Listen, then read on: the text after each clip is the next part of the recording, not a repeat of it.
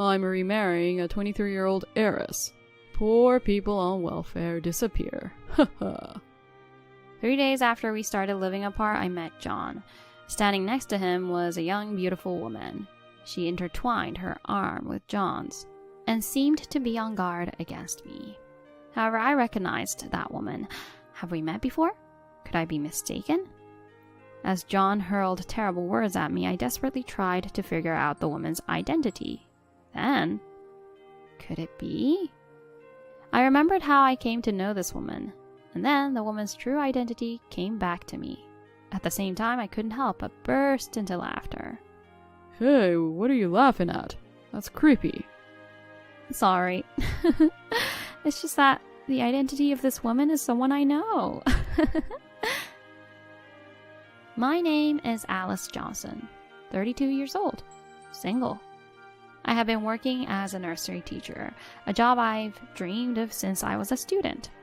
Despite the pressures from my superiors and dealing with parents, I find solace in the smiles of the children and am motivated to work every day. Above all, being a nursery teacher was my aspiration. Quitting was not an option for me. Though my workplace may change, I plan to continue working in this profession until retirement. That's what I thought. However, life has taught me that things don't always go as planned. One day, invited by a friend, I attended a mixer where I met John, a man 3 years my senior. John seemed to be an executive at a well-known company around here. He achieved great results and became an executive in his 20s. People would call someone like him an elite. However, far from boasting about his career, he was a very humble man. Wow, an executive in your 20s. That's amazing. Not really. There were quite a few others like me.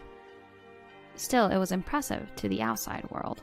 Since John and I were seated next to each other, our conversation flowed as if we weren't strangers. Following that, we exchanged contact information and started meeting up. After a few meetings, our relationship developed into dating. After 3 years of dating, we got married. During our relationship, John was always very kind to me. He would plan our dates and gave me wonderful gifts, not just on special occasions. Thank you, John. I just want to see you happy. He would say such cheesy lines, and I was swayed by every word. I felt fortunate to have met such a wonderful person. However, at that time, I didn't know John's true character. After marriage, my life changed dramatically. It all started when John suggested I quit my job as a nursery teacher. What? Why? I had intended to continue working even after marriage. John has seemed to agree with this. Please. My mother's also said it would be better. Your mother has nothing to do with our life, right? Of course she does. She says she support our life. Besides, why do you want to work so much? We can live on my income alone. That's not the point. Indeed, we could live on John's income alone, but I was reluctant to quit being a nursery teacher. In the end, I gave in after our discussion. We had talked about wanting children in the future, and we concluded that it might be better for me to stay home to prepare for that more comfortably. It seemed his mother had suggested the same, so I reluctantly decided to quit my job as a nursery teacher. Following John's request, we also moved closer to his parents' house. According to John, having our houses close would make it easier to receive support. It was better than living together, at least. I thought and accepted the move. I regretted not discussing our married life while we were dating, but that's a secret. I would have happily accepted it if his mother had a good personality. However, his mother's personality was, to put it mildly, not good. Her comments looked down on me, and her scrutinizing gaze was unbearable. I had hoped that marrying John and starting our life together would mean less interaction with his mother, but I was sorely mistaken. Once we moved close by, his mother began visiting our house daily. Perhaps she disliked being alone as my father-in-law had passed away. Alice, what's with all these frozen food packages? She would inspect every corner of the house during her visits, even peeking into the trash can. Hey, you don't need to go through that. You're not making my son take lunches filled with frozen food, are you? I used some frozen food, but it's not all like that.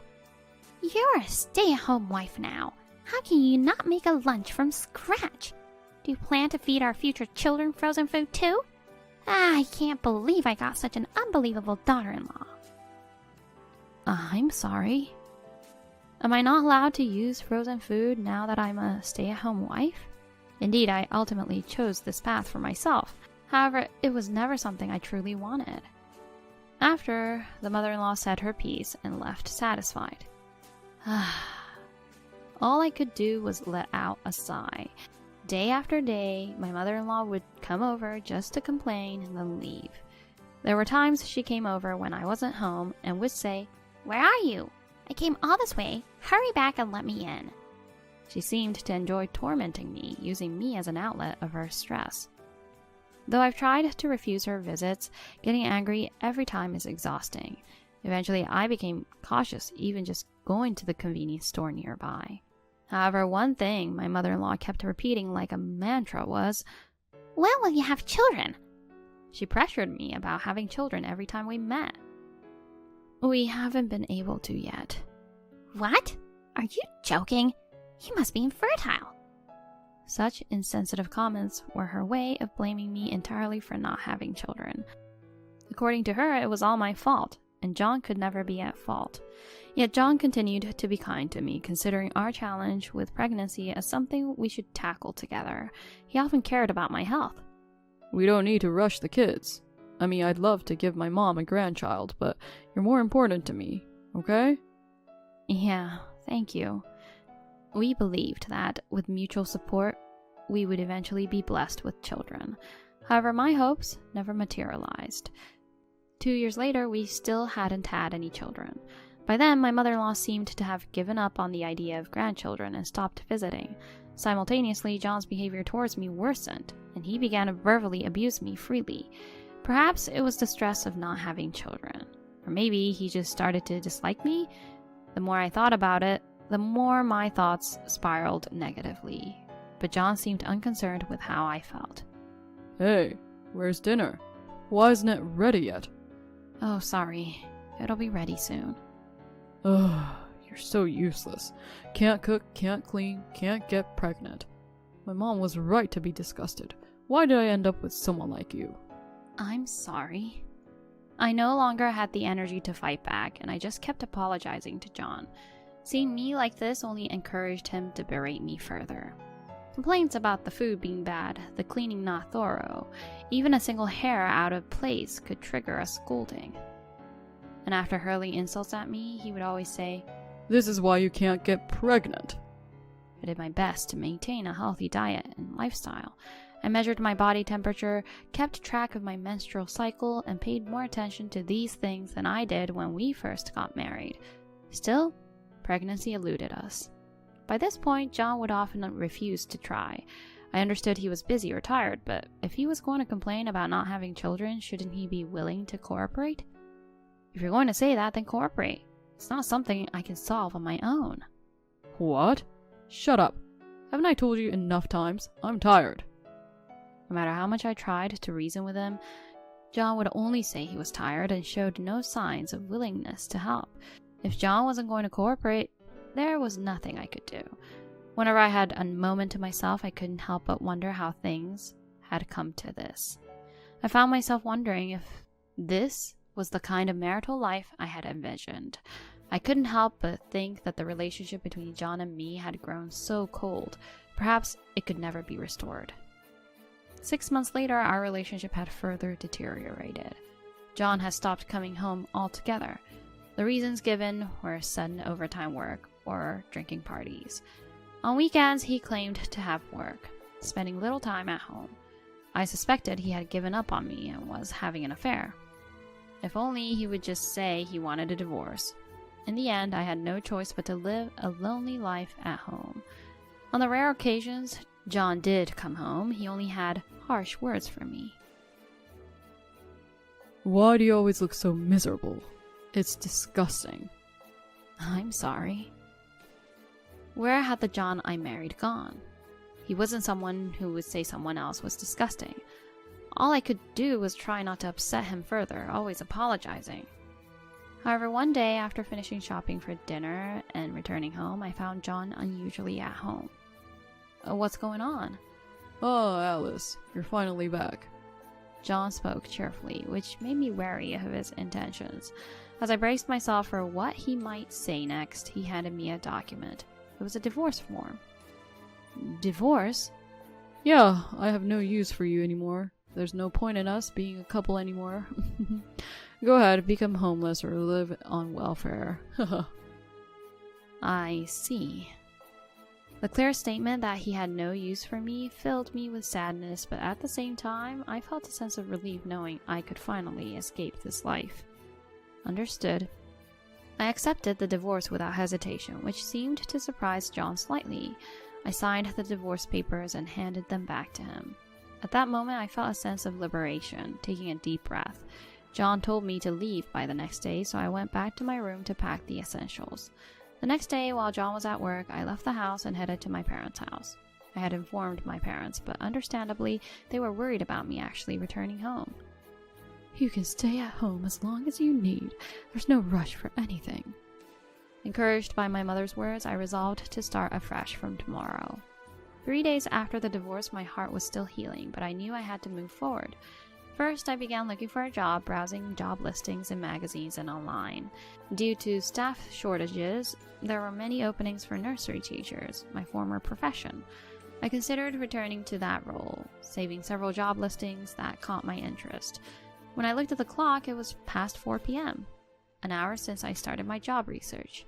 Deciding to take a break, I went out for a walk with no particular destination in mind, just wanting to stroll. I reminisced about walking this route to school or working part-time at the supermarket. Memories flooded back. However, as I decided to head home after about 30 minutes of aimless wandering, I saw a familiar figure. John? What? Alice? There in front of me was John, accompanied by a young and beautiful woman, much younger and prettier than either John or me. She had her arm intertwined with John's, looking at me warily. Why are you here? That's my line. Why are you here? Shut up. It's none of your business. John refused to answer my question. Hey, John. Who's this woman? Oh, she's my ex-wife. Don't worry about her, Amelia. Ex-wife? Ew. The woman named Amelia twisted her body, trying to act cute, but she just came off as overly flirtatious. However, I felt another emotion upon seeing Amelia. It felt like I had seen her somewhere before. Have we met? And who is this woman? My current wife. My mom introduced us. What? Wife? Yeah, haha. Had he really remarried just 3 days after our divorce? My mind went blank. Then Amelia revealed a shocking fact. We're expecting a baby in a few months. A baby?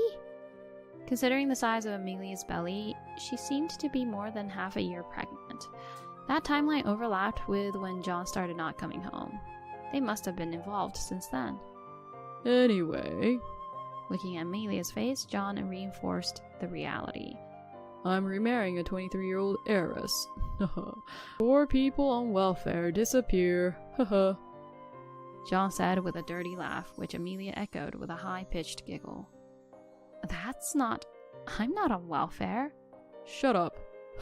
Stop pretending. They laughed again, leaving me feeling miserable and close to tears. But then looking at Amelia's face, I realized something. The familiarity I felt, the fact that Amelia was an heiress, everything clicked. At the same time, my tears receded and I burst into laughter. My sudden laughter made them step back. Ew, what's she laughing at? So creepy. This is too much. Can we go now? Disgusted by me, they quickly left the scene. The reason I laughed at Amelia was because I knew her true identity. Indeed, Amelia was the daughter of an affluent family. However, her family's wealth was not from successful ventures. In fact, Amelia's parents' company was on the brink of bankruptcy, nearly collapsing. I had read about Amelia being introduced as an heiress with her photo in job sites and magazines a little while ago. It's rare for a wealthy family to advertise their daughter like that, which struck me as odd and memorable. Further research revealed the company was close to bankruptcy, with various forums and review sites indicating dire financial straits. Bankruptcy seemed imminent. That's the family Amelia came from. This could work to my advantage. Seeing John happy and the fact that his mother introduced Amelia, something inside me crumbled as I watched their charade unfold. I'm committed to revealing the truth to them with my own hands. They might be happy now, but I'll ensure they plummet to the depths of misery. With that resolve, I took action. The first thing I did to bring them down was to offer them a direct apology. A few days after encountering John again, I contacted him, apologizing for my laughter and expressing my wish to give a gift for the baby's birth. Initially wary, John accepted my request after sensing my regret. However, this was all part of my strategy. I had considered seeking compensation from John and Amelia through a lawyer, but I lacked solid evidence. So I pretended to be remorseful, inviting them to spill everything about their relationship and the baby, planning to record it all and submit it to a lawyer. A week later, I was in a cafe near my parents' house waiting. John and Amelia arrived 10 minutes late. Oh, sorry. They sat down without a hint of remorse, still entwined and flaunting their affection. I'm sorry for suddenly reaching out. I've been thinking about how rude I was last time. I wanted to apologize.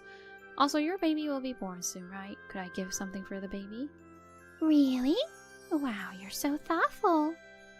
Unaware of my intentions, John and Amelia were delighted. Good, just like that. By the way, I heard you two met through mother-in-law, right? I'd love to hear more about it. As I said this, I discreetly started recording on my smartphone. Oh, you want to hear? Can't help it then. As John started to boast, Amelia gazed at him adoringly. To outsiders, it might seem like an innocent love story, but the reality was far from it. It was really tough back then. Yeah, but I'm so happy to be with John now. John, with his arm around a younger woman, was frankly disgusting.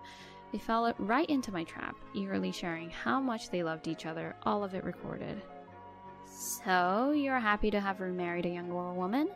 Of course. I'm truly happy every day, right, Amelia? Yes, so happy.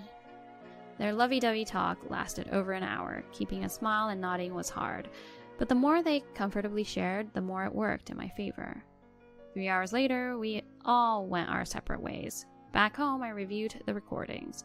Everything was clearly captured. I contacted a law firm I had in mind. After ending the day's activities, I lay in bed, unable to shake the image of John and Amelia's happy faces. Recalling them made John seem happier than he ever was with me. When did he start to dislike me? I realized I had only seen the good in John before our marriage. 2 weeks later, I called them to a nearby station under the pretense of showing them the actual baby gift. Like before, they arrived arm in arm after about 10 minutes. You're really going all out to see the actual gift, aren't you? After looking so sad, you're actually blessing us, huh? Yeah, that's so nice. It is nice. The two of them were still arm in arm, looking cozy and affectionate with each other, but their happiness would only last up to this point. Shall we go?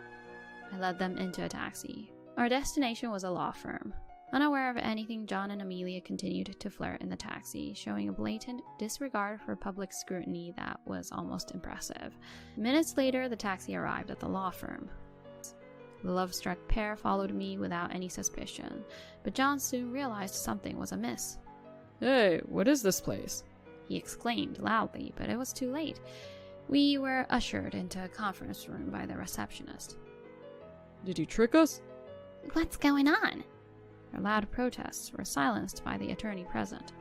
Did you really think I was going to give you a baby gift? Thanks for coming so willingly. What? As they sat down, flustered, the lawyer explained what was happening and why I had taken such actions. You're really the worst. What's wrong with you? But we're already divorced, right? Compensation shouldn't matter. You can still claim compensation within 3 years of divorce, you know. All those lovey-dovey stories you told me at the cafe were recorded and submitted. The fact you were cheating hasn't changed.